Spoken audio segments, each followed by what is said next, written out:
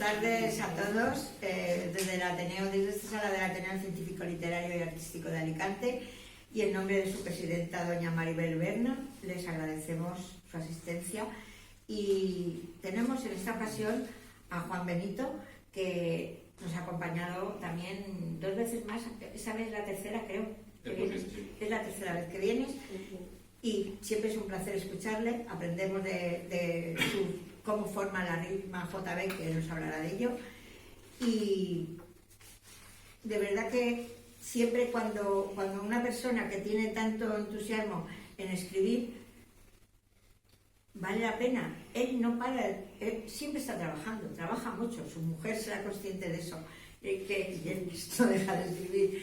Y la verdad que hay que apoyar a la gente que es así, porque no todo el mundo tenemos esa fuerza de voluntad, aunque nos guste y no tengamos pensamientos buenos, es decir, voy a hacer esto, tener una disciplina, no siempre lo hacemos.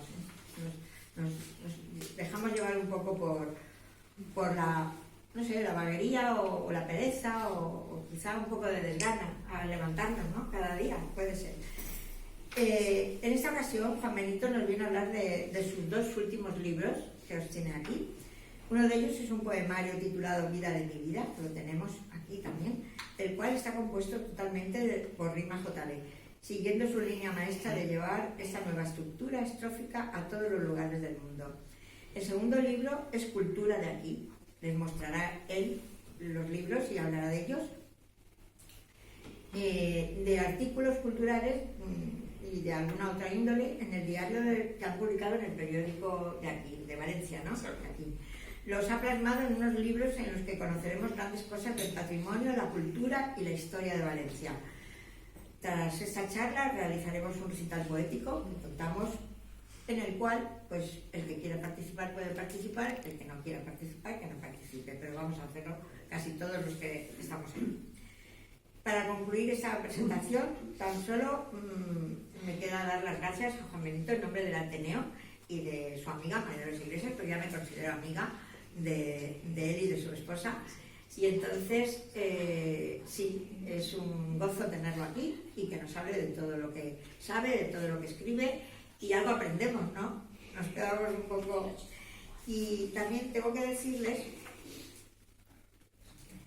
que él va a hablar, te miro los tiempos, vas a hablar de los libros, de lo que tú quieras, porque yo si no te voy dirigiendo y es mucho peor. Y cuando yo crea que es esto, te digo, vamos a hacer el recital, intervendremos los que tenemos que recitar y luego ya tú terminas de hablar de lo tuyo, ¿te parece? Es así como te lo dije y ahora te había dicho todo lo contrario. Bueno, la cosa viene. Esas cosas pueden pasar, así que...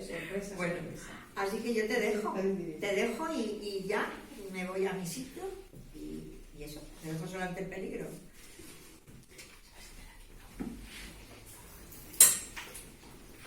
Me dejo estar aquí. Sí, mejor.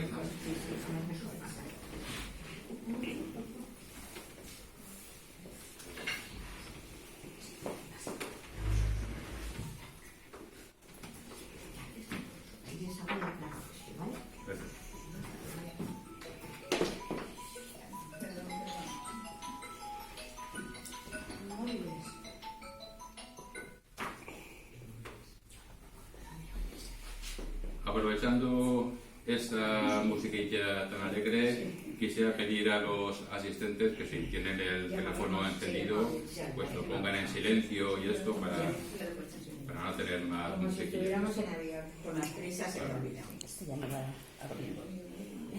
Luego lo primero es agradecer evidentemente la invitación de María Dolores a estar aquí de nuevo, ya soy reincidente, y eso es importante porque quiere decir que de alguna manera pues tenemos una amistad, nos une algo y que de alguna manera pues también le gusta un poco lo que digo. Con respecto a lo que decía pues tu mujer sabrá, bueno, mi mujer sabe que me dan las 2, las 3, las 4 de la mañana y no digo más porque no. Y muchas veces incluso se le quita tiempo a la familia, se le quita tiempo a otras cosas para dárselo a lo que tú a lo que tú quieres hacer, a lo que te sale del alma. Y muchas veces aplico a mí mismo aquello que dicen de que no acabo cuando estoy cansado, sino acabo cuando he terminado.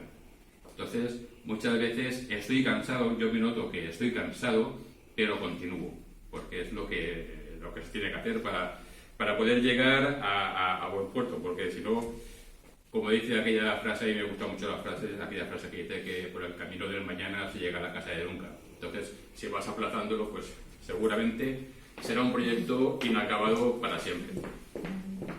Bueno, como decía María Dolores, voy a hablar de dos libros totalmente diferentes. Uno es El último poemario y el otro es una trilogía de la cual solamente he traído dos porque el tercero aún no lo tengo. Pero bueno, son dos cosas totalmente diferentes.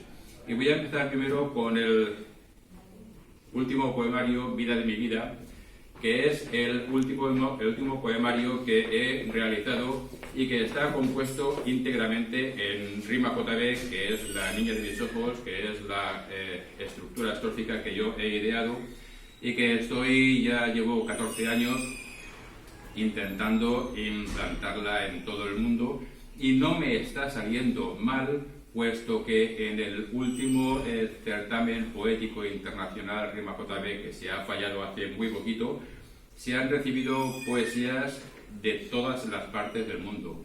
Y al decir de todas las partes del mundo me refiero a que incluso han llegado de África y de países europeos como Alemania o Noruega o Polonia que nunca habían participado. Entonces quiere decir que de alguna manera o bien algún polaco sabe español o algún grupo de españoles que vive en Polonia se ha interesado por la rima JB. De cualquier modo, ha llegado poesía desde esos países. Y además, en todos los concursos siempre dejo la posibilidad de que puedan enviarse poesías en rima JB escritas en otras lenguas con la traducción a español. O sea, no español traducido a otras lenguas, porque perdería la rima y perdería la métrica, sino en otras lenguas y luego la traducción a español.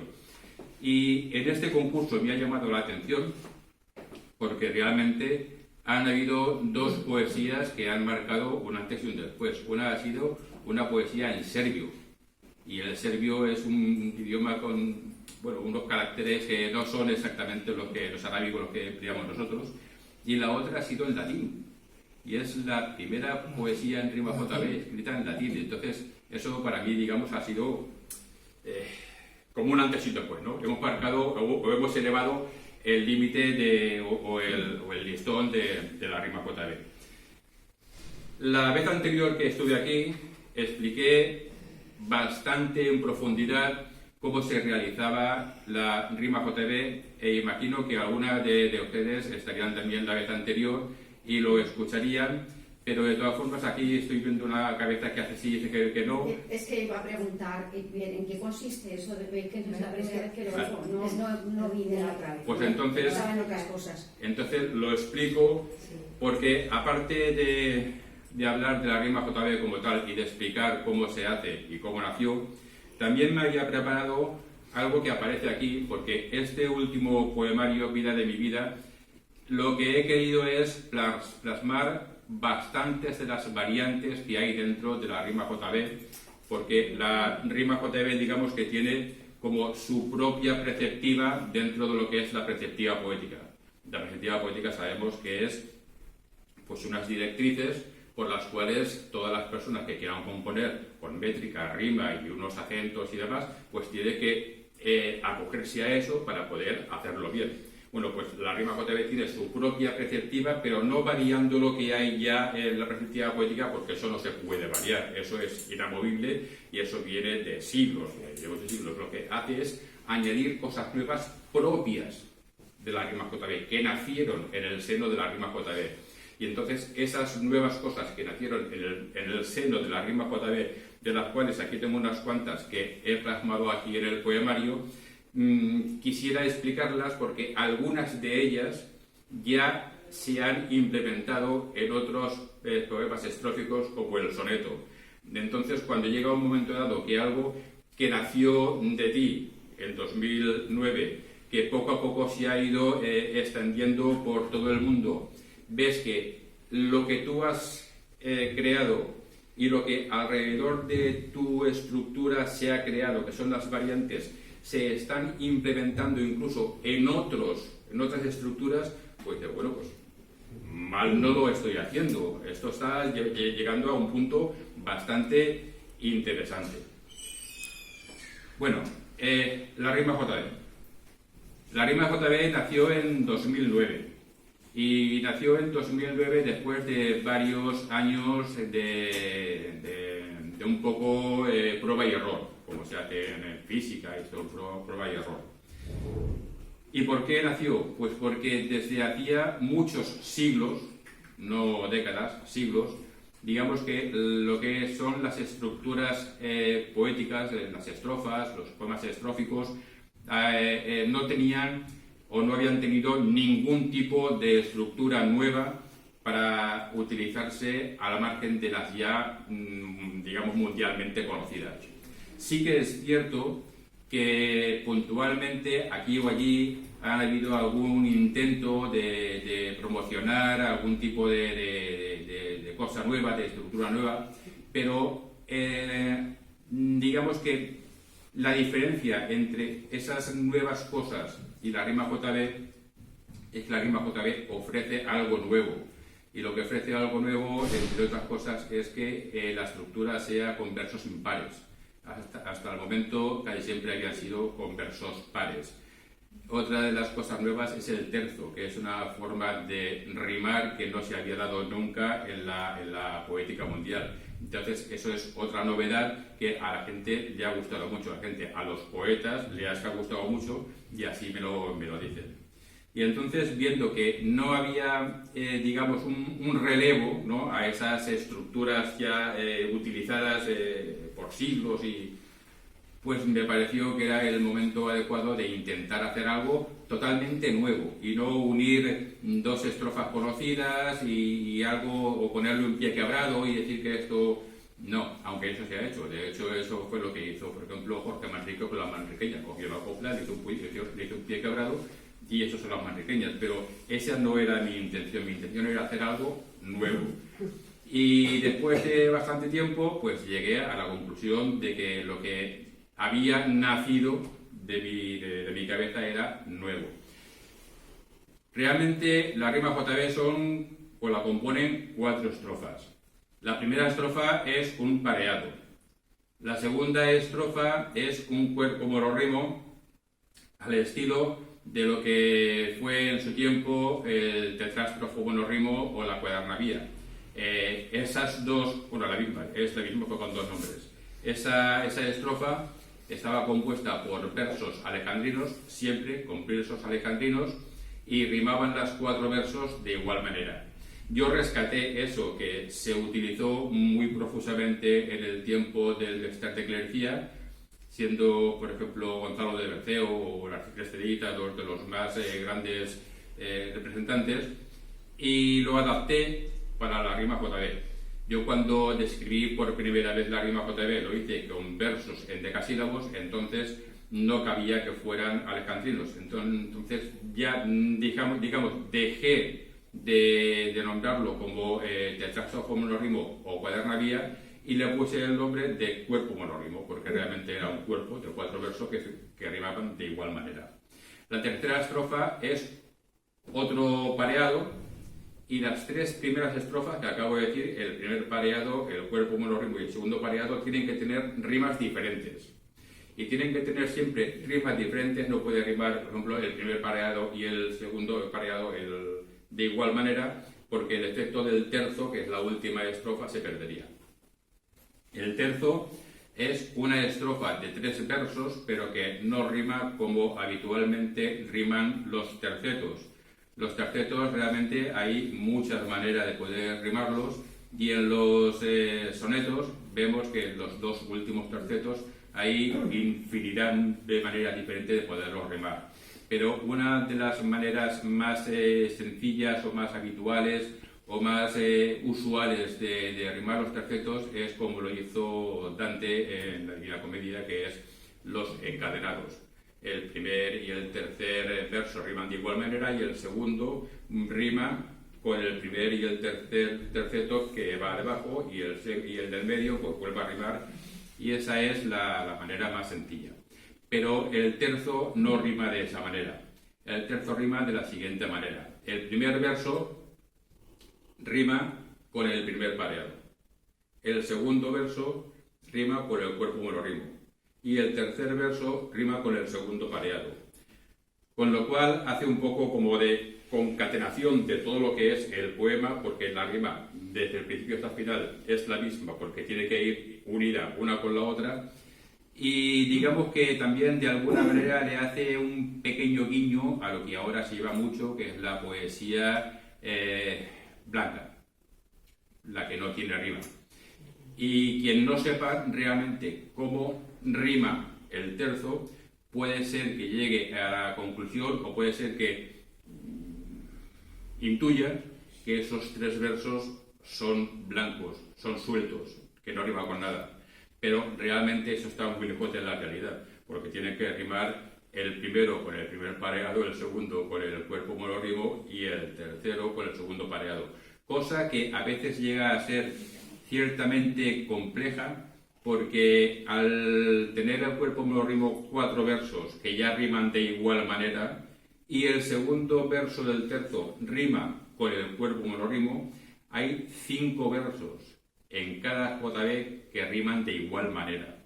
Y digo que llega a ser bastante complejo, no porque no hayan palabras suficientes en el vocabulario español para que se pueda hacer. Más si cogemos un poco la rima fácil, el ado, ado, ado, ado, tienes ahí sino porque es fácil caer en la cacofonía, caer en que no suene bien luego al oído lo que estás poniendo. Entonces, tienes que hacerlo de una manera que sea agradable al oído para que luego el producto final, cuando lo estás leyendo o bien cuando lo estás recitando, quien lo reciba realmente una composición que tenga que sea eufórica, o sea, al contrario de cacofónica, que sea eufórica, que tenga sustancia, que tenga sentido, que valga la pena escucharlo.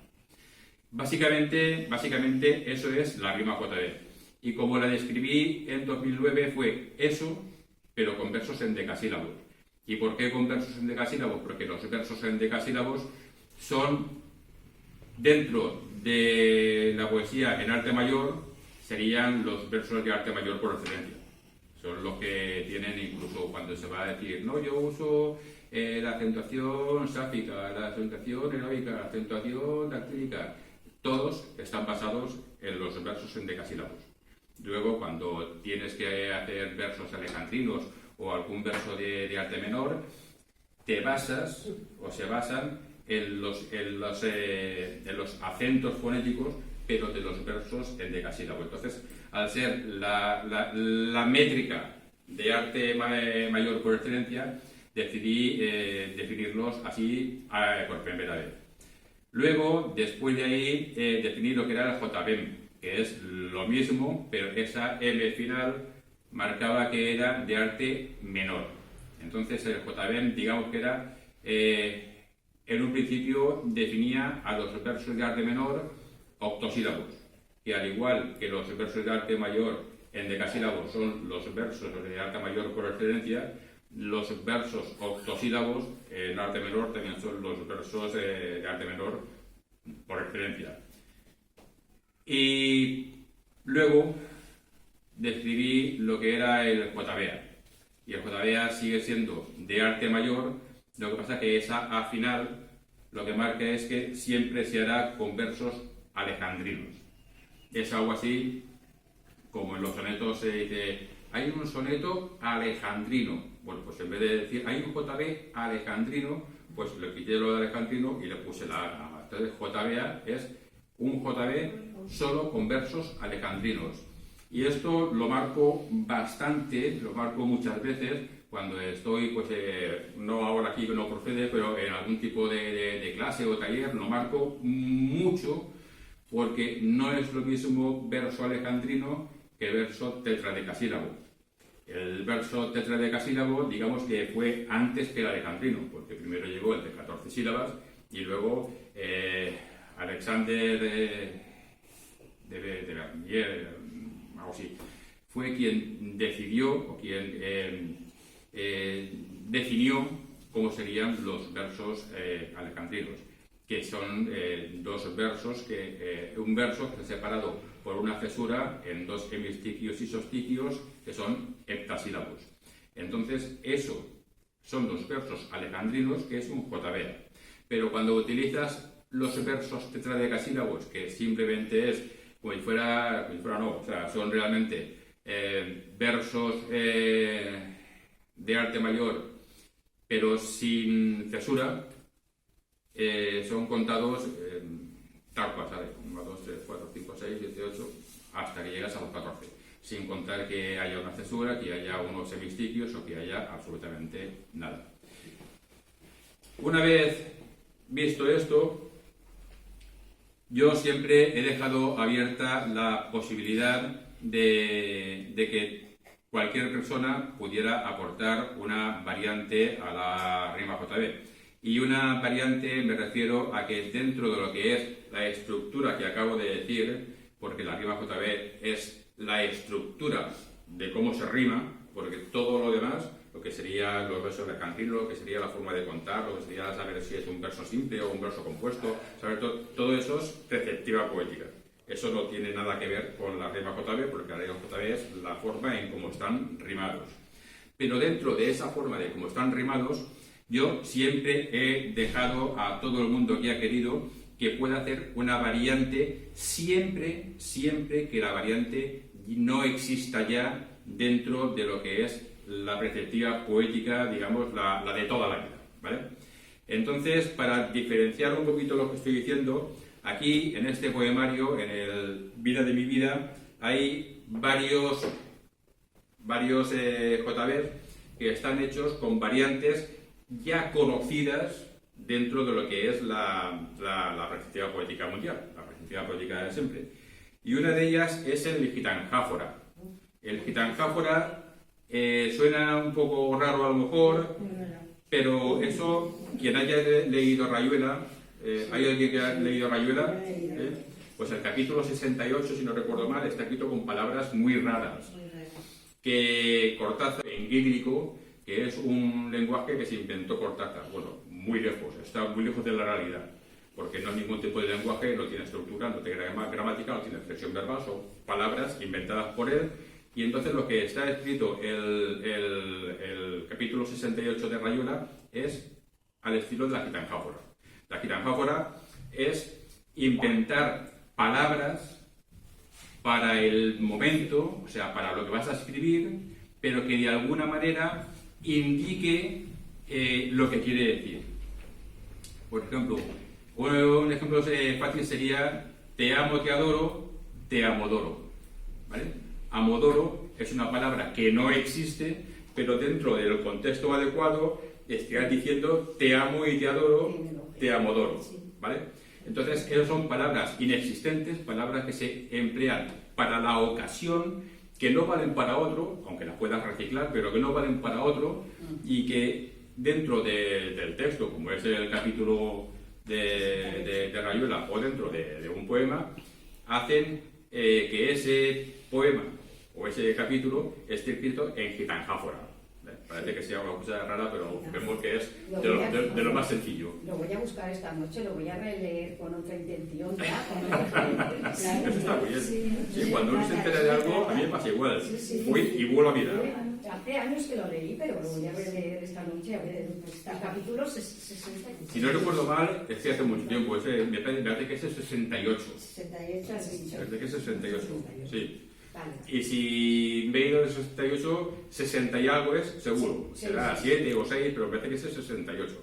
Pues Luego aquí hay otro también de lo que es la perspectiva poética mundial, la de toda la vida. Hemos dicho para diferenciarla de lo que pueda ser la propia de la rima JB. Hay otro que es el JB ekfrasis, pero no es que sea una variante propia, porque el ekfrasis existe dentro de lo que es la perspectiva poética.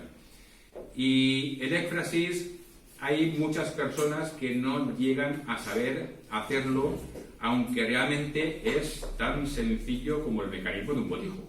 Pero no llegan a saber hacerlo porque se confunde qué es lo que tiene que hacer. Vamos a ver. Cuando haces una poesía hablando de ese cuadro y tú dices, escribe una poesía según lo que te inspire el cuadro, pues tú puedes sacar ahí que es un campo, que eso no es que si es muy bucólico, que si es la remita, que si eso puede ser que cuando... ¿Vale? Estás elucubrando, ¿vale? Y cada uno tendremos una visión. A mí me podrá parecer oscuro, a esta mujer le podrá parecer bonito, a aquella mujer de ahí al final a lo mejor le parece demasiado verde, demasiado campo, pero son opiniones, ¿vale?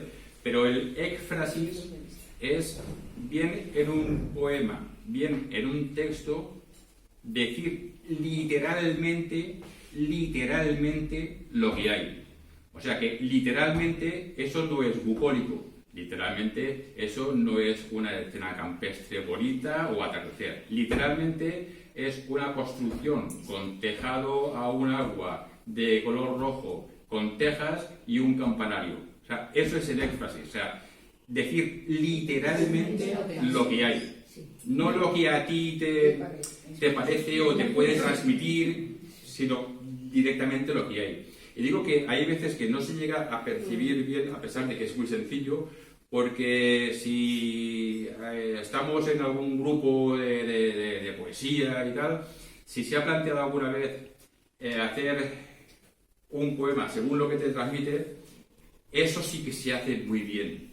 Pero yo una vez planteé hacer un éfrasis y había personas que les costó mucho decir literalmente lo que veía, porque le salía del alma, le salía del corazón decir lo que le parecía a esa persona.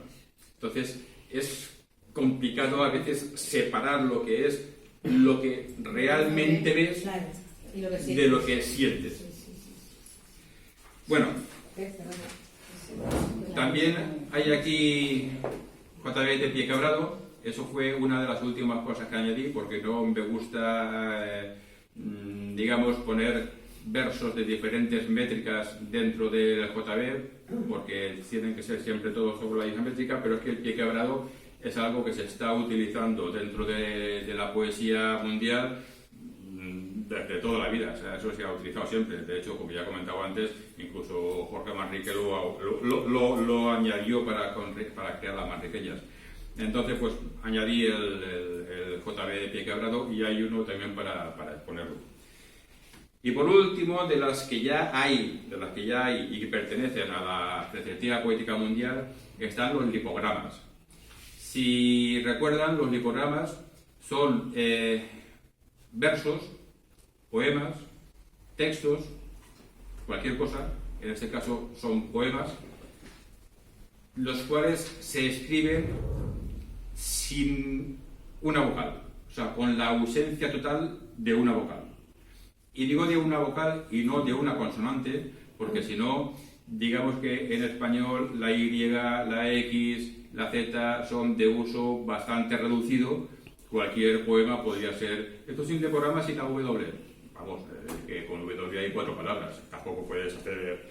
Pero en cambio, con las vocales eso es complicado porque cuanto más utilizada es la vocal en español, y la vocal en español la más utilizada es la A, cuanto más complejo te lo quieres poner, y lo más complejo sería hacerlo sin la A, que fue lo que yo hice, la del lipograma sin la A, te ves en el brete, digamos, de que tienes que utilizar palabras que no tengan la A. Y hay muchas veces que incluso cuando estás diciendo voy a casa, ya no puedes ir a casa. Primero porque casa lleva 2 A's y porque A, la preposición A, es una A, no puedes utilizarla. Cuando decides hacer uno sin la U, hay una cosa donde muchos, yo incluido, llegamos a fallar, y hay que contarlo y verlo muy bien, es cuando decides hacerlo sin la U. Porque si lo haces sin la U, es fácil porque sí que puedes ir a casa. Pero qué bien no puedes, porque qué lleva una U. Guitarra no puedes ponerlo, porque aunque esa U no suene, pones una U. Entonces, cuando haces un lipograma sin la U, es complejo porque ya hay algunos dígrafos que digamos que de serie te ponen la U. Y si quieres utilizar esos dígrafos, pues ya has fallado. Así de simple. Pero bueno, es cuestión de... Es difícil, pero eso rizar el rito, ¿eh? Sí. Y bueno, yo puedo decir que estoy acabando una preceptiva poética normal, no de la que hemos todavía, que está hecha desde hace muchos años. Y si quieres saber un poquito, solamente tirar del hilito, es muy complicado. Es muy complicado. La mayoría de los poetas que se dedican a hacer poesía blanca y libre... No pueden, claro. Yo creo que ninguna de nosotros lo podríamos hacer. Es muy Lo veo complicado. muy difícil, siempre te lo he dicho. Una cosa es que admiremos tu trabajo y otra cosa es que lo podamos hacer. Y una pregunta, ¿puede haber en una poesía, por ejemplo, la palabra arde y poner adde con la T? ¿Por qué? Poner arde en lugar de arde, En lugar de arde. directamente no se puede hacer. Claro. Eso directamente no se puede hacer. Luego están aquello que llaman las licencias poéticas, y eso ya no está dentro de la perspectiva poética. Eso es que cada poeta hace lo que su alegre albedrío le dicta, sin más. Entonces, si quieres poner adde, yo cuando lo lea, según el contexto, entenderé que eso quiere decir arde, pero también entenderé que no has tenido el suficiente oficio poético para utilizar palabras del diccionario para decir lo que querías decir y has tenido que recurrir ¿O puede ser un error de escritura? Pues, Yo optaría porque no has tenido el oficio de poeta, ¿vale? Porque siempre, y eso es algo que en los talleres sale muy a menudo, no, y si yo pongo esto, yo pongo aquello. No puedes poner esto o no puedes poner aquello. Tienes que hacerlo bien. Y luego ya, oye, pues si quieres hacerlo mal, tú dices, esto es una licencia poética. Y yo valoraré ese poema en su justa medida. Y su justa medida es que cuantas más licencias poéticas te cojas, menos vale el poema. Porque cuanta más licencias se coge un poeta para hacer lo que te viene en gana, quiere decir que menos oficio tiene de poeta para poner lo que tiene que poner de la forma que lo tiene que poner. ¿Me explico? De hecho, hay una cosa que le llaman la sístole y la diástole. Por lo que decía de que es complicado, pues una de ellas es adelantar la acentuación prosódica de las palabras. Y la otra es retrasar la acentuación prosódica de las palabras. O sea, si yo cojo la palabra... pues no sé, cuando busco la palabra me sale aquí, poemario. Poemario, la sílaba que tiene la acentuación prosódica es ma, ¿vale? Pero si yo quiero utilizar la diástole, pasaré esa acentuación prosódica de la ma a la iri, ¿vale? Y entonces no será poemario, sino poemario. ¿Y por qué? Porque a lo mejor eso me hace que me rime con río, con albedrío, ¿vale? Yo le pongo la tilde y luego lo especifico, si quiero, para que sepan que no es un error, sino que lo estoy utilizando la diástole. O al revés, si yo quiero pasarle la acentuación prosódica a la E, será poemario. Pero me serviría si hubiera alguna palabra que fuera esdrújula y me sirviera, cosa que no creo que haya ninguna palabra esdrújula que tenga amarillo, pero bueno, para el ejemplo vale. Pero eso, ¿qué quiere decir? Y eso, ojo, que eso lo han empleado los grandes de la lírica española del siglo XV, o sea, del siglo de oro español, o sea, Góngora, por ejemplo, lo ha utilizado, ¿vale? O sea, que no es algo que lo utilice Pepito que no sabe escribir. pero una cosa es que los emplee o que la hayan empleado los grandes de la poesía, y otra cosa es que, bajo mi punto de vista, no sea lo más adecuado, ¿vale?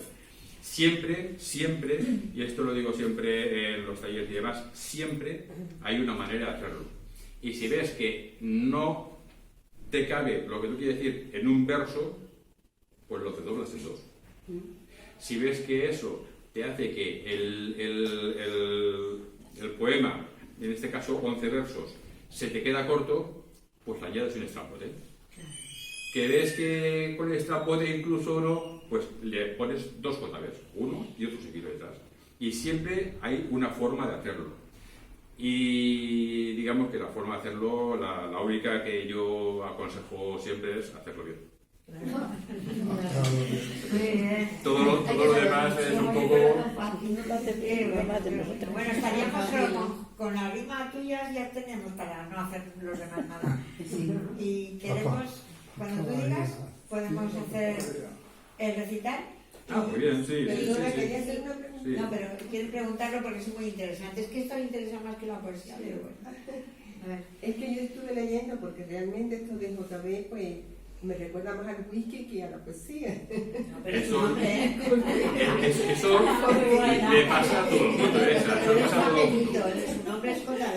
Entonces, pues bueno, busqué en internet para saber de qué iba, a pesar de que estuve en una de las conferencias suyas, la última. El año pasado. Y entonces, claro, la primera percepción que yo tuve es que era solo para dentro de la lengua española.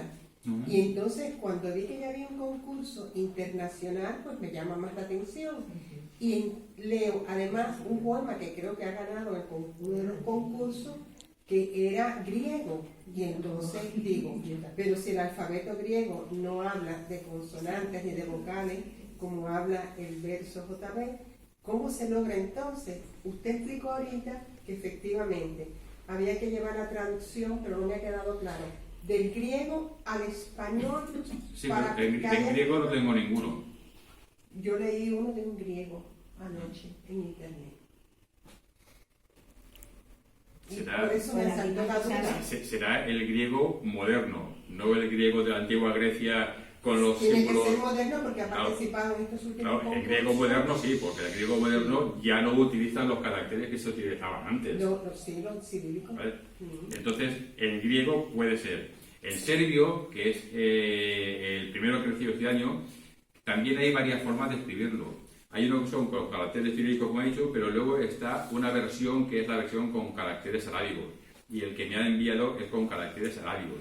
O sea que siempre hay que tener, digamos, la visión de que la rima tiene que quedar, porque si no hay rima, no hay nada. De hecho, también he recibido en chino, y en chino está escrito con caracteres chinos. Pero los caracteres chinos, a la hora de pronunciarlos, cada uno luego tiene un sonido diferente. Y ese sonido diferente es el que rimaba. Del chino me lo tradujeron al pinyin, que el pinyin es la forma con caracteres arábigos de traducir esos ideogramas chinos. Y luego del pinyin me lo tradujeron al español. Y en español ya pierde todo, pierde métrica, pierde rima, todo, pero en chino queda muy bonito porque se ven esos caracteres y dice, bueno, yo así no veo nomás que palitos. Pero si no sabes Pero perdóname, entonces en chino. Pero quien me lo envió sí que sabía. Quien me lo envió estaba en Shanghái, desde que era, de profesora, se llama Jenny Lee, y estaba de profesora en un colegio. Entonces allí el chino. Entonces en chino sí se cumple la estructura JB. En cualquier idioma que pueda tener rima. Okay. Y básicamente cualquier idioma tiene palabras que acaban igual. Te das cuenta que el inglés, que es tan internacional ahora, muchas veces la rima no la hacen como en español, la consonante que tiene que ser desde la vocal que tiene la acentuación prosódica hasta el final de la palabra, las mismas vocales y consonantes en todas las rimas, sino que el inglés lo que hace es que es igual la acentuación, o sea, el sonido, o sea, la fonética, porque luego si miras lo que es la rima, muchas veces no acaban igual. Entonces, el ejemplo más claro es en inglés, que hacen la rima, y si no, pues ahí está Shakespeare, que se pueden coger sus poemas en inglés, como los escribe él. Y la mayoría de las terminaciones no acaban igual. ¿Y hay alguna que puede acabar igual? Claro, evidentemente. Pero que no acaban todas igual, pero sí que acaban todas igual la fonética. Y entonces los idiomas, las lenguas, que no son como el español, y como el español puede ser, por ejemplo, el francés, el italiano, las lenguas, digamos, romances, que son más o menos todas podrían estar cortadas por el mismo patrón, pues todas las germánicas, por ejemplo, digamos, o todas las asiáticas, las que no tienen esa facilidad de poder hacer la rima con esas palabras, se basan en lo que es la fonética. Y siempre que tenga fonética, se podrá hacer. ¿Correcto? Ok, gracias. Bueno, es complicado a veces. muy complicado. Pones un listón tan alto que solamente te entendemos cuando tú explicas, pero luego a la hora de realizarlo yo creo que yo no me Pues digamos que, hablando del libro solamente he comentado este trozo de aquí. Sí. Que llevaba todo esto. Sí, porque para comentar, ya eso para otra ocasión. Pero es que por eso te necesitamos siempre, nos quedamos siempre para un curso, para talleres, lo que tú haces, para decir una semana, 5 días, o días y días no, durante una semana o 2 semanas, para aprender algo. Así tenemos nociones, que es muy importante, saber de qué hablas y que cuando veamos la rima JB, sabemos que eres tú el creador, eres tú el que has dado, lo has hecho nacer. Eso está claro, eso sí que lo tenemos que tener claro. ¿Qué es el creador de la rima JB? Eso es. Y ante eso ya es importante. Pero realmente comprenderlo, entenderlo, o bueno, no me siento capaz para nada. No sé si alguna compañera es la capaz, pero yo no. Desde luego que no. Así que bueno, si me permites, solamente voy a comentar una propia, porque es que me parece que es muy bonita, esa es muy bonita. A ver. Y esa se le puso de nombre Ribol. ¿Y por qué? Pues porque quien la inventó, quien la creó, que esa no la inventé yo, esa variante, pues le apeteció su nombre y así lo he dejado. O sea, no hubo ningún problema. ¿Era el nombre del señor también, de Ribol? No, él no se llama Ribol, se llama Juanfran Núñez Parreño. O sea, que no tiene nada que ver con Ribol. Sí, porque le usaba el nombre y simplemente. Y yo que es muy bonita porque se caracteriza porque las 3 estrofas primeras, el terzo siempre va un poco a caballo de lo que pase en las 3 estrofas primeras, ¿no? Porque, que son las que mandan, porque luego la rima del terzo es la rima de las 3 primeras, entonces va un poquito a caballo de lo que pase con las 3 primeras. Bueno, pues las 3 primeras estrofas tienen que tener la rima que tengan todas las vocales, las 5, ni añadir una más, ni que le falte una. Por ejemplo, si el primer pareado acaba en ura, ya tenemos la U y la A. Esa ya no se puede emplear ni en el cuerpo monorribo ni en otro pareado. Si el cuerpo monorribo acaba, por ejemplo, en EO, pues ya tenemos la U, la A, la E y la O. Solo queda la I para el segundo pareado. Entonces, el último pareado tiene que acabar por I y tiene que ser aguda. Por ejemplo, cofín, tiene que ser aguda. Entonces, las rimas tienen que tener las 5 vocales y solo las 5 vocales. Ni una más ni una menos. Y entonces, el terzo, el primero acabará en ura, el segundo acabará en eo y el tercero acabará en i. Por eso digo que el terzo siempre va un poco a caballo de lo que pase en las 3 estrofas primeras. Pero el producto final es que es muy sonoro. El producto final es muy sonoro por el hecho de que están todas las vocales. Hay veces que si cogemos y ponemos, el primero acaba en ado, el segundo acaba en ira y el segundo en aso. Ya tienes que el primer pareado y el último acaba en a, o, y solamente ha variado la consonante. Entonces es menos sonoro que esta, que realmente suenan todas las vocales. Venga ya, que si no lo doy paso a... No, es lo que te digo, cuando... Bueno, pues vamos a recitar algo tuyo. No te entiendo. Sí, sí. Bueno, voy a citar una. Dos. ¿Dos? En Valencia no tenemos nada. En Valencia no tengo ninguna, pero tengo 2 poemarios enteros y uno a apuntar. Pero no tengo ninguna que ahora en valenciano. No, valenciano no, la mayoría no lo hace. Eso me queda para mí ya. Bueno, pues también aquí hay muchas poesías dedicadas a varias personas. Y una de ellas es a Gustavo Adolfo Bécquer. Y dice: mi homenaje a un sevillano sin par, y tan grande como el inmenso mar, Gustavo Adolfo Bécquer, el poeta de fina y bella pluma y de alma inquieta, que en sus bellos versos da la receta con que el amor al amor respeta. Al preguntarse ¿qué es poesía? Pregunta que bien puedo hacer la mía, mas este inmenso genio sin tardar en el azul dibuja una silueta y en su pupila con tierna osadía su alma al amor rendía, y bella y suavemente cual tisú dice a su amor: poesía eres tú. Y ya que he leído se habrán dado cuenta que he utilizado versos de la poesía original. Esto se llama centón. Cuando utilizas versos de otras poesías que no son tuyas, se llama centón. O sea que este sería un JB centón, que no es propio de la rima JB, sino que es de la poética.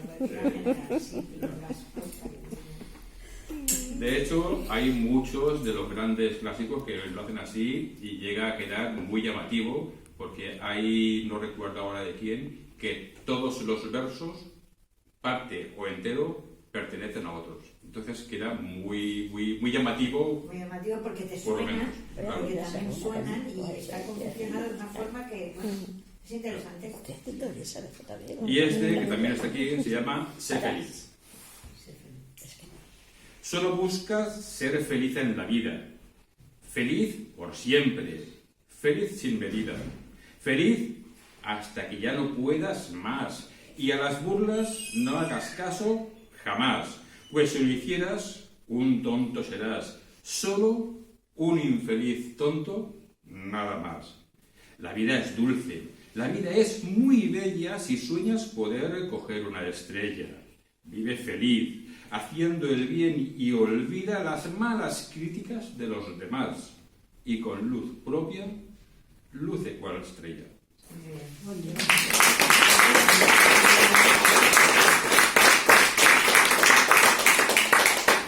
Muchas veces basamos, incluso condicionamos nuestra forma de ser o nuestra forma de actuar, depende de lo que diga Pepito o Menganito, pero si vas a hacer caso de uno y de otro, al final o no haces nada o tienes que hacer... O te entierran vivo. Es verdad, cierto. Pues eso. Bueno, no sé el tiempo que nos queda. Nos queda poco, pero sí que quiero que les digas ¿Poco? que aunque Bueno, pues por encima... Para encima, que es que este trabajo lo has hecho este año, ¿verdad? Bueno, Bueno, dilo tú. realmente... Y los artículos que tú, por ejemplo, me has mandado a lo largo de este año están también metidos ahí. Sí, bueno, realmente empecé en 2019. Llevo, bueno, ya no, porque lo he dejado, porque me parece que después de 2019 hasta el 2023 ya pues he cumplido con mi faceta de articulista en este diario, en este periódico y de forma altruista. Entonces, los artículos que escribí primero empezaron a hacer quincenales, pero luego pasaron a hacer semanales. Y en cada artículo, como bien ha dicho y nuestra amiga María Dolores... de los boleros.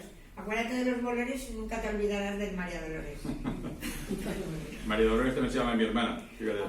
Bueno, pues la mayoría de los artículos hablan de Valencia. Digo la mayoría porque al principio, cuando eran quincenales, También hice algún que otro artículo que era de corte social o de corte político, pero digamos que de alguna manera me quise desvincular de lo que era la política y los temas sociales, y me centré solamente en hablar de cosas culturales, tanto de Valencia como de Castellón o de Alicante. Iba un poco pues mezclando, hablo de aquí, hablo de allí, y tanto hablaba de capillas, de castillos, Ermitas que me has descubierto, porque sí, varias ermitas, ¿verdad? Varias ermitas que dan ganas de ir a visitarlas, porque dices, esto está en Castellón, esto está en la provincia de Alicante, esto está en Valencia, y te quedas con ganas de ir a De hecho, visitar. una ermita que llamó mucho la atención es la ermita más pequeña de Valencia y una de las más pequeñas de España y casi del mundo,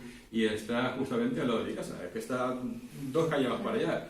Y cuando la hicieron estaba en medio de la huerta, pero la huerta se ha perdido, ahora son casas y calles y tiendas, y se ha quedado la ermita en medio de un pequeñito parque, y parece que sea realmente nada, porque es mínima, es pequeñita, dentro es 1 metro por, no llega a 1 metro, o sea, es muy chiquitita, muy chiquitita. Pero bueno, que la historia dice que hasta ahí una de las crecidas del río Turia, no riada, sino una de las crecidas de cuando se desbordó, pues hasta ahí, hasta ese punto llegó una cruz, y como llegó hasta ahí y ahí se paró la cruz, pues bueno, dijeron, pues esto será alguna señal. Entonces donde se paró la cruz hicieron una ermita muy chiquitita. Luego también cuento algunas anécdotas o historias, como por ejemplo esta, que es el burro en lo alto del Migrete, una vez que subieron por una broma que quisieron gastarle a jefe, al capataz, subieron un burro suyo arriba del Migrete. Luego bajarlo fue una historia, porque los burros saben que pasa como las vacas, que las vacas pueden subir escaleras, pero bajarlas no las bajan. Entonces el burro tenía que bajar, no bajaba. Y tuvieron que contratar a gente de estibadores del puerto, montar una grúa, coger al burro subirlo, pero la primera intento que hicieron, el burro no le taparon los ojos, y el burro cuando vio que estaba, los metieron de ver dentro del Migrete, arriba en la terraza, le taparon los ojos, y entonces con los ojos tapados, pues ya no veía, pues no bajaron. O sea, pues... A los de la broma tenían que haberlo subido también, ¿eh? Pues, para colmo de esa broma, es que resulta que la grúa, los estibadores y todo lo que se derivó de eso, lo tuvo que pagar el dueño del burro. Porque los que gastaban la broma se lavaron las manos. Pues tenían que haberlo subido, que lo que tapan los ojos también, a ver cómo bajaban. ¿Cómo lo podrían subir las escaleras? Luego también lo que he querido hacer ha sido alejarme lo más posible de las cosas que todo el mundo conoce, porque son harto conocidas, y que hay literatura para parar un carro, como por ejemplo pues, la catedral, la basílica, el propio Migrete, la torre de Serrano. O sea, eso es algo que incluso personas que no iban ni siquiera en la Comunidad Valenciana, en algún momento dado han oído hablar de ello, porque es algo que está. Entonces, en estos artículos, ni en estos libros, ni en este, el 1, el 2 o el 3 que no tengo aquí, no hablo de ellos. En cambio, hablo de cosas más pequeñitas, pero que la gente no lo sabe. Y es que, por ejemplo, en lo que ahora es la orilla del río, la prolongación del Paseo de la Pechina, hay 2 túneles, y cuando excavaron para hacer los túneles, se encontraron un trozo de lo que fue la antigua muralla de Valencia, la que rodeaba a Valencia de la antigua de la muralla cristiana, la que fue la más grande. Y la muralla en sí está catalogada como bien de interés cultural, y al ser ese trocito de muralla, no pudieron ni quitarlo ni romperlo, y tuvieron que dejarlo. Entonces pasa desapercibido, porque está a la salida del segundo túnel a mano derecha, y donde tendría que estar lo que es la pared que tiene al túnel, hay un cuadrado y en el medio se ve el pilar, el trocito de pilar, y pasa desapercibido porque vas corriendo con el coche, pero si te pones en uno de los laterales y miras en la parte contraria, porque si miras de arriba no lo ves, si miras la parte contraria entonces lo ves. Entonces de eso hablé, y cosas como esa. Cuando hablé de ese trocito de la muralla, de ese trocito que no pudieron quitar, tuve muchísimos comentarios, incluso preguntándome que dónde estaba porque no sabían dónde Esas estaba. cosas pasan desapercibidas y si no lo comentas, Ha descubierto muchas cosas. Exacto, nadie lo sabe. todo lo Claro, tomamos. muy bonito. Hay un pozo en la Primero que calle aquello. Cristiana que realmente el pozo no sabe nadie quién lo hizo. Que No siempre sabe era cómo bonito, está ahí, no sabe cómo apareció, pero si es un pozo, ahora está cegado, pero si es un pozo tendría que tener agua. Habría un acuífero debajo, alguien tendría que haber hecho esa prospección y alguien tendría que... Bueno, pues alguien sabe quién fue. Pero en cambio, en los laterales del pozo hay Claro. escudos heráldicos, y en uno de ellos están como una flor de lis, como si fuera, no sé, la pintura de los Rodríguez, o como si fuera la flor de lis de los franceses. Y en otros hay otros que no se identifica exactamente lo que es, y en otros está como si fuera el antiguo escudo del Reino de Valencia, y así como unas pequeñas aguas, aunque no se podría decir que es ese escudo porque está muy desgastado también. Bueno, pues de ese pozo también hablé, y es un pozo que prácticamente pasa desapercibido. La calle Veciana, no sé si habrá mucha gente en Valencia que sepa situarla en el mapa, pero en cambio está a la espalda de la Plaza de la Virgen, y la Plaza de la Virgen es una plaza que todo el mundo conoce, Y porque eso es no. muy conocida, Y eso no. y está 2 calles más atrás. Entonces tendrá que estar constantemente buscando. Siempre. Sí. Durante el tiempo que estuve haciéndolos, una de mis faenas yo siempre tenía algunos preparados, porque es que como requería buscarlo y luego hacer una pequeña investigación para saber de qué manera, quién lo hizo, por qué, o por qué no fue, o cuándo se descubrió, o por qué se tapó y luego se volvió a descubrir, porque hay muchas cosas que se han vuelto a descubrir y no han sabido qué hacer con ellos y lo han vuelto a tapar. De hecho, la calle Viciana desemboca a una calle que, si no recuerdo mal, se llama Calle de los Ángeles, y esa calle de los Ángeles tiene una pequeña placita. En esa pequeña placita descubrieron que había unos restos romanos, pero cuando lo abrieron dijeron: ¿y qué hacemos con estos restos romanos? No supieron qué hacer con estos restos romanos, y después de estar vallado mucho tiempo decidieron volver a taparlo, y ahí no pasaba nada. Aquí Terminando, pues sí. Aquí también están sacando cosas y se quedan ahí. No estoy de acuerdo, porque yo tengo muchas cosas que tenéis que leer. Pero ahora hay cosas que están sacando. Pero es eso, hay que... Enfrente del Corte Inglés actual, Él lo hace así, es así. en lo que llaman la Plaza de los Pinazos, del pintor Espinazo,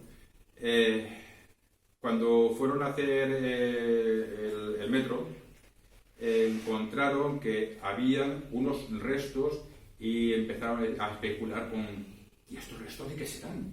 Ay, pues si parece, vamos a ver, señores, esos restos son los restos de una de las puertas monumentales de Valencia, que las destruyeron a la vez que destruyeron la muralla. Y no destruyeron las Torres de Serrano ni las Torres de Cuart, porque en ese momento uno tenía función de cárcel y el otro tenía función, me parece que era de almacén para pinturas y demás, porque si no hubieran tenido una función también las hubieran destruido. Entonces, bueno, en fin, me estoy yendo un poco de tema. En fin, que lo que he tratado ha sido de buscar historias, de buscar Queda para el año que anécdotas. viene esto, para la conferencia del año siguiente. Y como voy a atender el otro, pues igual se puede también ampliar más y hablar de todo. Sí. Hay una historia también, bueno, ya estamos más de tiempo, ¿no? ¿Cómo vamos de tiempo? ¿Vamos más ya? Bueno, pues entonces... Pues entonces nada, para otro momento más y mejor. Sí, mira, yo en esta ocasión le he traído este libro de mi marido para que muchos de vosotros tenéis. Y entonces, no, solo y memoria. Entonces, Madalena me hace una foto, María Jesús, porque se la voy a entregar. Lo he traído porque cuando él me mandaba los artículos, yo le he dicho que Enrique, toda tu escritura ha sido, digamos, más seria, no tan... Pero esto es muy necesario, esto es un apoyo total. Y aquí, ya lo verás tú, ya me lo dirás, que igual puede ser recuerdos de las viejas ermitas, aquellas viejas fuentes, desidia hacia el pasado, de tanta desidia que tenemos, imagínate. Desidia yo creo que ¿De todos quién, ellos... atención a esto, de quién es el monasterio de la Santa Faz? hay para... Hay, Bueno. hay para tirar. Yo que soy mucho de iglesia y me tienen miedo los curas, con eso te lo digo. O sea, yo como confieso, la verdad. no hablo nada.